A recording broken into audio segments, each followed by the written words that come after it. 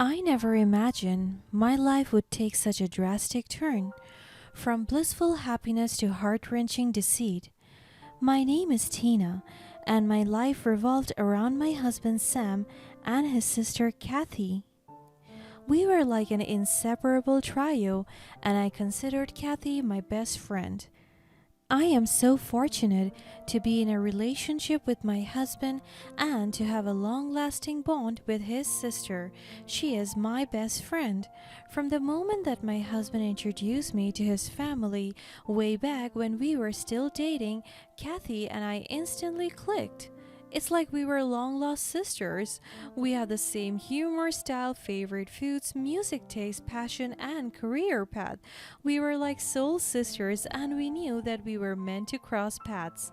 Sam would sometimes joke about us being the real soulmates, and we would agree to that statement. I loved being around her, especially in terms of food hangouts and travels. Because of our friendship, I instantly became comfortable and felt welcomed by their family.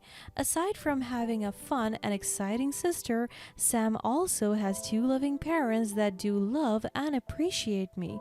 They accepted me wholeheartedly and they even treated me as their own back when we were still dating. It feels surreal to be loved by a family that makes you feel safe and accepted. I am often included in their trips, family gatherings, adventures, and even some of the lowest moments of their lives. I grew to love them, and over time, I'm slowly becoming part of their family. And it became official when Sam finally took out the ring, knelt before me, said the words, and I screamed the biggest yes of my life. This man is the love of my life, and I could never imagine navigating this world without him and his family by my side. The first few years of marriage were amazing. We decided not to have children yet because we wanted to focus on ourselves first.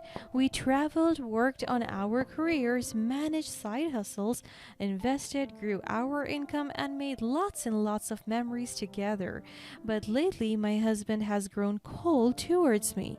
Some said it is normal for relationships who just got past the honeymoon stage, maybe because of boredom and monotony, but I'm very certain that this is only just a mild rift in our relationship and we can clearly and strongly overcome this phase. And I'm very much certain because Kathy is with me. She keeps on reminding and advising me that everything will be alright and my husband will soon bring back his loving treatment towards me. I had an idea in mind that I think will solve Sam and my conflict. I told him that I wanted us to have a child already because we had enough time for ourselves through our various travels and other leisure times. We are also financially capable already and there is no need to worry. And I was so shocked by his reaction because he was so angry that he almost hit me. Baby, I'm not yet ready. We planned this already. We need 3 years to think about it. Are you dumb? I'm completely taken aback by his sudden rise of voice, but I tried to calm him out by talking to him softly. I went close to him and placed my hands on his shoulders. Babe, I'm so sorry. I just feel like our relationship is drifting apart and I just wanted us to be closer again, and I think having a baby will help us. He shrugged off my hands and looked at me angrily. Are you high or something? Because which part of we need 3 years to think about it that you don't understand? I told you I don't want a baby yet. Just get the fuck out of here. I need peace. You are so irritating clinging around me. I feel my heart beating so fast because I was too nervous by his reaction. I walked out and called Kathy immediately. I told her that Sam and I had a big fight, and she was so comforting by telling me that Sam is just stressed and that my feelings are valid and that both of us will rise above this challenge. And I agreed with her. Our bond was rough as days went by, but I still stood by my husband's side because he would still show me his affection from time to time until the fateful day when everything changed. One evening, Sam discovered a secret I had kept hidden, my $1 million savings. I mean, it was not a secret because the money was intended for our children, but I saw him navigating through my files and documents while scrolling through my computer. Oh, babe, you scared me. What are you doing going through my things? I could sense the coldness in him as he remained focused on the screen, but then he faced me. I didn't mean to startle you, Tina. I was just looking for some paperwork and I stumbled upon this folder here on the computer. It had your name on it, so I thought it might be important. I looked at the screen and it was my personal bank statements. It's just some personal savings. I have been putting aside some money for a rainy day. How much money are we talking about here? Why didn't you tell me about it? His voice was firm and sounded angry. It's not a huge amount, just a few $1,000s. I didn't think it was a big deal and I wanted to surprise you someday. Oh, surprise, huh? Well, you've surprised me. Why did you keep it a secret? I didn't want you to feel like I was hiding anything. It's just with everything going on, I thought it would be nice to have a little extra security. Security? Tina, are you trying to save up for something specific? Is there something you're not telling me? I've been thinking about our future, Sam. I want us to have a better life, and having some savings gives me peace of mind. And specifically speaking, it's for our baby. And for now, I want to save up some more. Tina, you know I want the best for both of us, but we are a team and we should be making financial decisions together. You don't have to carry this burden alone. I know, Sam, but with everything that has happened, I just felt like I needed to have some control over our situation. I was so amazed by how Sam handled the situation. It feels like the same way he used to manage our conflicts in the early stages of our relationship. You know what's a better way to spend that money? I looked at him in confusion. My love, I told you it's for the baby, and we have to save up some more to give them a better few. Can you shut the fuck up for a moment? I flinched at his sudden change of tone. He went mad again. He looked at me with irritation. Do you think I'm fine with what you did? No, I'm just trying to look fine. I could feel my nervousness etching throughout my entire body. I don't understand. Now that you completely hide from me the existence of your savings, I will have full control of it now. I was so shocked by what he said. Listen to me and do as I say. You will give the entire $1 million savings to my sister Kathy. I was confused even more. Why?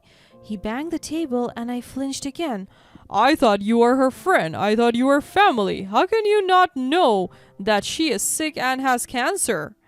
My jaw dropped as I heard what he said. Are you serious? Do I look like lying to you?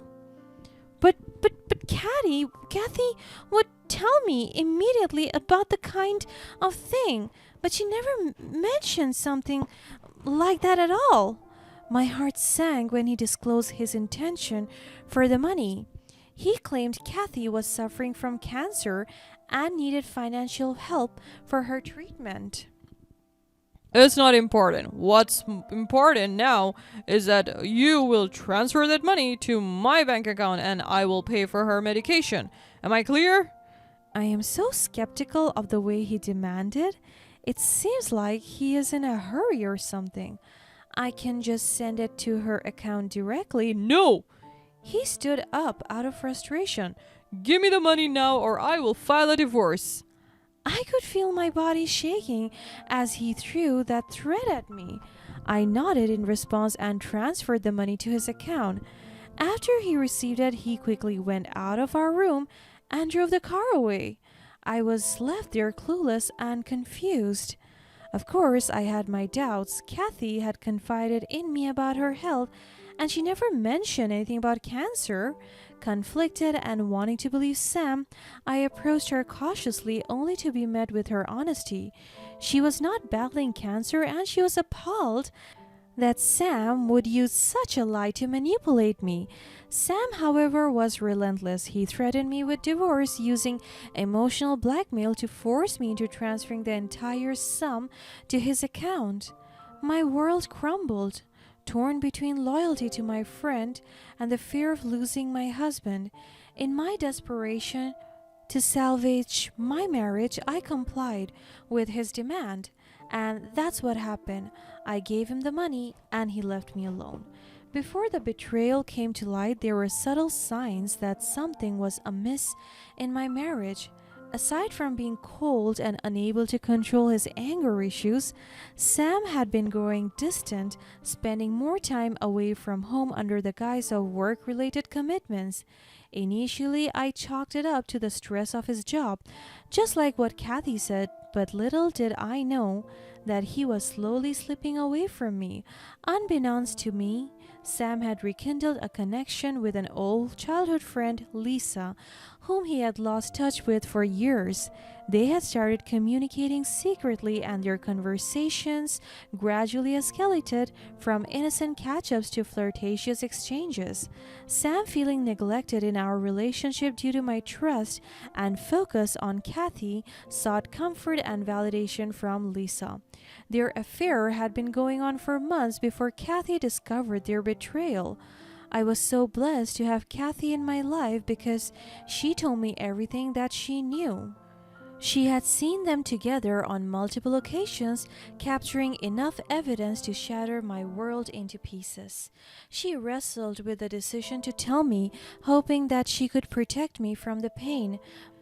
But in the end, she couldn't bear witnessing my life crumble any further, and Kathy told me that she gathered evidence. She showed me a photo of them kissing, holding hands, and there was even a voice recording she took during one of their family gatherings when Sam was talking to her on the phone at the restroom. She was quick to record it and keep it as evidence. As I discovered the truth, my world collapsed around me. The love and trust I had placed in my husband were shattered, replaced with a mix of anger and heartache. I felt humiliated, not only because of his affair, but also because he had manipulated me into giving away my savings under pretenses. It was then that I knew my revenge needed to be more than just reclaiming my money and cutting them off from my life. I wanted to make them taste the bitterness of their betrayal, to expose their hypocrisy and deceit for the world to see. With Kathy's help, I devised a plan that would not only expose their affair but also leave them both humiliated and regretful of their actions. We decided to stage a gathering inviting all of our mutual friends and family, including Lisa, under the pretext of a reconciliation party. Little did they know that this was our stage for justice. As the night unfolded, Sam and Lisa seemed oblivious to the impending storm. Kathy and I bided our time, waiting for the opportune moment. When the atmosphere was right, we revealed everything. I stood tall, my voice unwavering as I recounted the lies and emotional manipulation I endured at the hands of my cheating husband. I played the recording of their deceitful conversations, exposing every detail of their affair for everyone to hear. Shocked gasps filled the room as their secret world crumbled before them.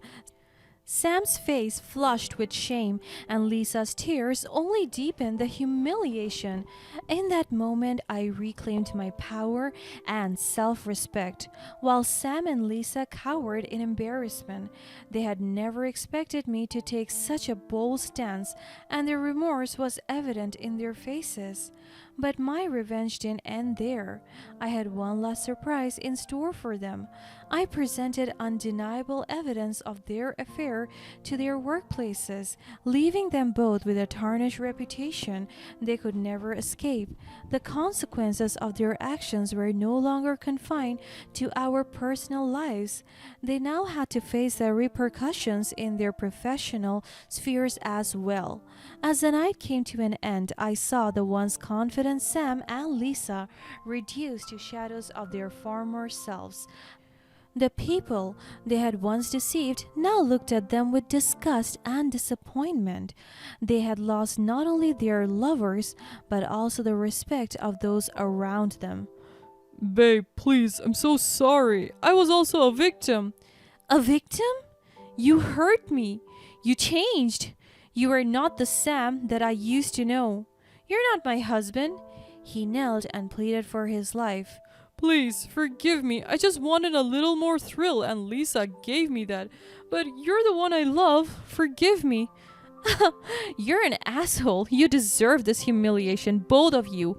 I will never regret exposing all your lies and manipulations. Walking away from that gathering, I felt a mix of emotions. The pain of betrayal still lingered, but it was mingled with a sense of triumph and vindication.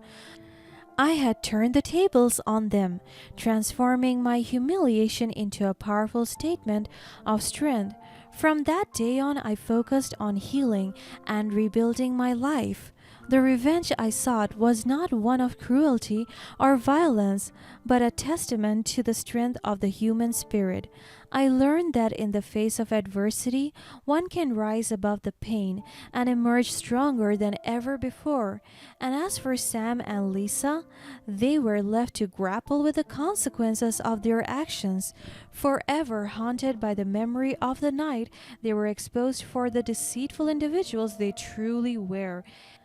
In the aftermath of that tumultuous night, life took on a different hue for me. The pain of the betrayal lingered, but with each passing day, I found myself growing stronger and more resilient. The support of my true friends and family proved invaluable, helping me navigate the emotional roller coaster of healing. As I severed all ties with Sam and Lisa, I focused on reclaiming my life and rediscovering my worth. I sought professional counseling to process the trauma of the betrayal and to build my self-esteem. Slowly but surely, I began to see that I was not defined by the actions of others. My value as a person went far beyond the betrayal I had experienced.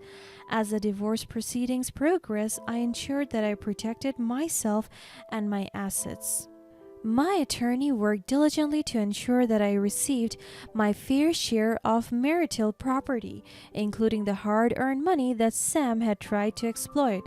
With the divorce finalized and my finances secured, I took a bold step to start fresh in a new city. It was an opportunity for a fresh beginning away from the painful reminders of the past. I embraced the change, seeking new experiences and friendships that would help me grow. Over time, the wound left by the betrayal began to heal, but I never forgot the lessons it taught me. I became more discerning in my relationships, guarding my heart with greater caution. Trust had to be earned, and I refused to settle for anything less than genuine love and respect. During this period of self-discovery, I found solace in pursuing my passions. I threw myself into my career, excelling in my profession and achieving personal milestones that filled me with pride. I also explored hobbies that had taken a back seat during my marriage, rediscovering the joy of painting and traveling. As the months turned into years, I received occasional updates about Sam and Lisa from mutual acquaintances. Their lives had taken a downturn both personally and professionally as the consequences of their actions continued to haunt them. It was a stark reminder that the choices we make can have lasting repercussions, shaping the trajectory of our lives. But I didn't derive satisfaction from their misfortunes. Instead, their plight reinforced my belief in the importance of empathy and forgiveness. I had found closure within myself, and harboring ill will towards them would only serve as a shackle to my happiness. Though I had experienced heartbreak and humiliation, I refused to let it define me. Instead, I embraced my newfound independence and the strength I had discovered within. The healing journey was not without its challenges, but it transformed me into a resilient, compassionate, and empowered individual. And when I finally encountered love again, it was different. I was cautious, yes, but also open to the possibility of a healthy, loving relationship. I allowed myself to be vulnerable, knowing that true love required trust and communication. As time passed, I realized that the betrayal had been a catalyst for profound personal growth. It pushed me to confront my fears, embrace my worth, and forge ahead with unwavering determination. Strangely, I was grateful for the pain, for it led me to discover my inner strength and resilience. Looking back now, I see the journey as a testament to the indomitable human spirit. Life will inevitably throw curveballs our way, but it is how we respond to those challenges that define us. The revenge I sought out was not in causing harm to others, but in reclaiming my life and refusing to be a victim of circumstance. I share my story with others who may have faced betrayal, hoping to inspire them to find their path to healing and empowerment. Life is a journey filled with ups and downs, but in the end, we have the power to rise above the ashes and emerge stronger than ever before.